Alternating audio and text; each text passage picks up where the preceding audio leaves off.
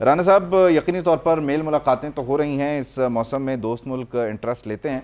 अभी कुछ देर पहले बिलावल भुट्टो जरदारी साहब आपको कह के गए कि ना आपको वोट की इज्जत करना आती है, ना आपको गवर्नेंस आती है, ना आपको जो है वो 16 माह की कारकर्दगी पर आप इलेक्शन लड़ सकते हैं। आपके प्यारे इत्तेहादी की आपके बारे में राय क्यों है?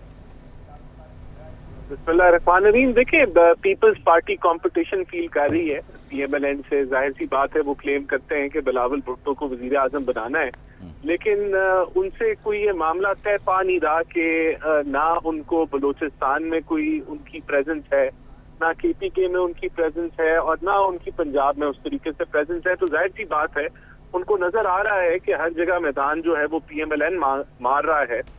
खास करके 21 अक्टूबर से ये शुरुआत हुई, और फिर जिस तरीके से एमक्यूएम के साथ एक इलेक्टोरल अलायंस के ऊपर बातचीत और रास्ता आगे बढ़ा है, उसका भी नुकसान पीपल्स पार्टी को है। फिर उनकी कुछ उम्मीदें बलूचिस्तान से थी, लेकिन वहाँ पीएमएलएन जो है वो मैदान मार गया, और पंजाब में पहले ही पीएमएलएन स्ट्रांग है। तो ये सारे जो इल्जामात हैं, ये उनका मेरे ख्याल से ये बयानिया है जो कि बड़ा कमजोर है। वो इस बयानिए के साथ मेरे ख्याल से इलेक्शन में अगर उतरेंगे तो उनको कोई ज्यादा पजीराए या कोई बेहतरी नहीं मुझे नजर आ रही। तो ये वो इस मसाइल का जो है वो शिकार हैं। अच्छा, लेकिन राना साहब, you are a very good speaker, और आपने अपने जुमले के आगाज में इन बिटवीन द लाइन पता नहीं मुझे समझाने की कोशिश की है या आप अपने आप को समझा रहे हैं। आपने कहा मामला तय पा नहीं रहा पीपल्स पार्टी का, तो आपका हो गया तय?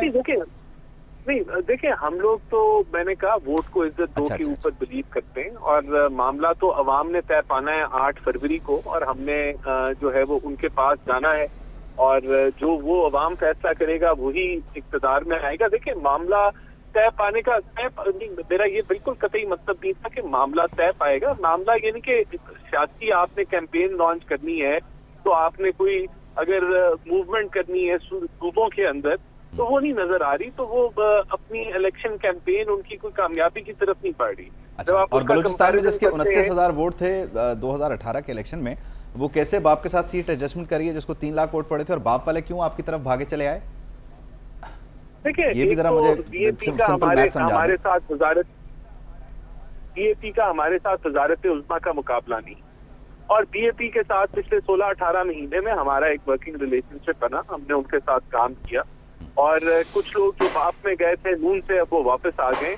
तो ये एक अलायंस जो है वो म्यूचुअली बेनिफिशियल है, उनको भी फायदा है, हमें भी फायदा है। लेकिन इस अलायंस के बाद ये चीज क्लियर हो गई कि पीएमएलएन जो है बलूचिस्तान में हुकूमत इंशाल्लाह बनाएगी। और खैबर पख्तूनख्वा की तरफ आप कब जा रहे हैं, क्योंकि वहां भी कुछ लोग आपका इंतजार कर रहे हैं ना? अगला एहदाफ बिल्कुल केपीके का है, और अगला जिस सूबे को विजिट करेंगे मियां साहब, वो केपीके ही हो। और उधर पीटीआई की तरफ जाएंगे आप? नहीं, मेरे ख्याल से हमारा अगर नेचुरल अलायंस किसी से बनता है तो वो जेयूआईएफ से बनता है। तो इस चीज तो फिर जेयूआईएफ से आप बलूचिस्तान में अननेचुरल लड़ाई क्यों लड़ेंगे बाप के साथ वजन डाल के, क्योंकि उधर तो उन दोनों की लड़ाई है। मैंने आपको बताया कि 5 साल पहले जो मामला हुए, उसके बाद बहुत कुछ हुआ। हमने बीएपी के साथ काम किया, वो उनके पास बलूचिस्तान की हुकूमत थी, हम वफाक में थे, तो बहुत सारे मुल्की मामलात पे एक दूसरे के साथ वर्किंग रिलेशनशिप बना। उन्होंने पीटीआई की कोalition को छोड़ दिया। तो ये सारे इस सफर के बाद 5 सालों के अंदर बहुत कुछ हुआ। अब अगर हमारा उनसे कोई अलायंस बनता है या कोई सीट एडजस्टमेंट होती है, तो वो अननेचुरल नहीं। अच्छा राना साहब, इसमें आपने कहा कि एक वर्किंग रिलेशन है, बीच में कुछ खड्डे वड्डे आए, उसमें से गुजर गए आप, लेकिन वो आपने बाप वाले जो वापस आए, जो नून लीग से ही गए थे, फिर बाप के हुए, फिर अब दोबारा आपकी तरफ आ रहे हैं, उनसे पूछा कि उन्होंने ज़ारी साहब के साथ हाथ क्यों किया था? देखिए, बिल्कुल, ये तो अब वक्त के अंदर बहुत सारी चीजें जो है वो नुमाया हुई हैं, और इन गलतियों का एहसास उन्होंने किया, तो वो वापस हमारी जमात में आए। अच्छा, और गलतियों का एहसास सिर्फ उन्हें हुआ? तो देखिए, मैं समझता हूँ, मैंने तो आपको बताया कि ये एक सफर गुजर गया है ना। पिछले 16 महीनों में एक वर्किंग रिलेशनशिप था।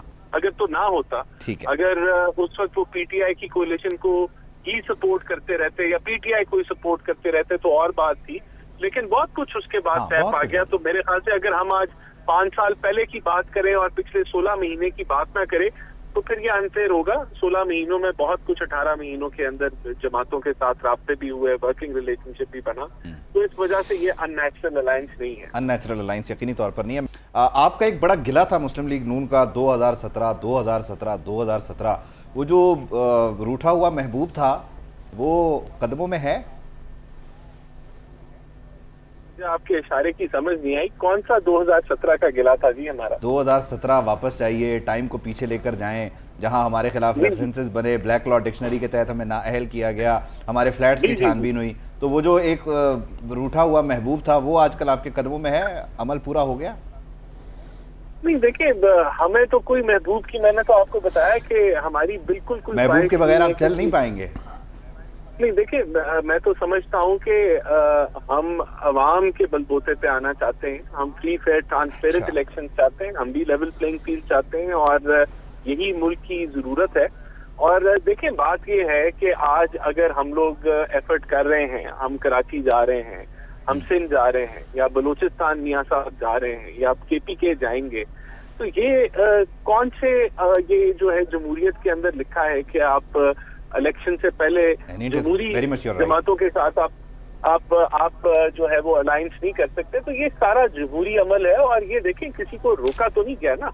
अगर कोई जाना चाहता है बलूचिस्तान या कोई जाना चाहता है हाँ, डेफिनेटली तो जमहूरियत है और इसमें सबके पास ये हक हासिल है। आई विश कि हम मजीद बात कर सकते हैं। राना साहब, thank you so much for your time, बहुत शुक्रिया।